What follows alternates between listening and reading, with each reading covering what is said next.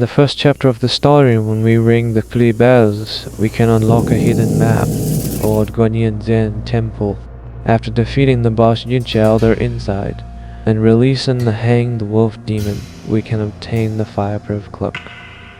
It becomes easier to defeat the Black Wind King.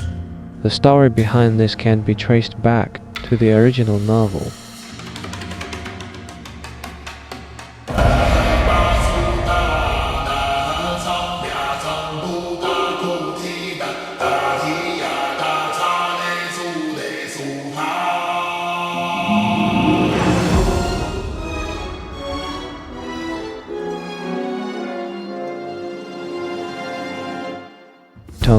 Zhang and his disciples were traveling west and passed by the Guanyin Zun. Jinchi Elder heard that Deng Sanzang possessed a precious kasaya given by the Tathagata and wanted to see it. Son Wukong said it could be lent to him for one night and returned the next day when they left. Jinchi was very fond of the kasaya. His disciple Enji suggested killing Deng Sanzang and his disciples to take the kasaya. However, Guangmao realized that son Wukong was not easy to deal with, so he proposed setting fire to where Deng Sanzang and his disciples were staying. Wukong used his clairvoyance to learn about this plan and went to heaven to borrow the fireproof cloak from the heavenly king of the broad eyes to protect his master. He then fanned the flames, burning down the Guanyin Zen Temple. The Black Wind King initially intended to put out the fire, but upon seeing the kasaya, he stole it instead. Jinchi, finding his temple burned down and the kasaya missing, was so regretful that he smashed his head against the temple wall and committed suicide.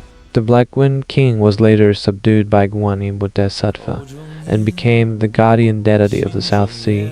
This is the story from the original novel. 270 years spent.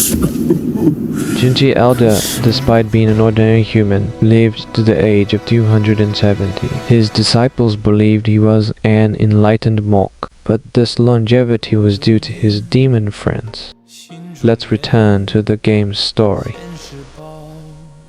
After obtaining one of the great sage's spiritual roots, the Black Wind King returned to Black Wind Mountain and resurrected his old friends, including Jinchi and Lingxuzi. However, when reviving Jinchi Elder, his soul did not return to his original body, but instead attached itself to his treasure, which is why the Jinchi we encounter has golden skin. The spectre we encounter is a failed resurrection product. Some say they are the same binoxidized because their colors are exactly opposite.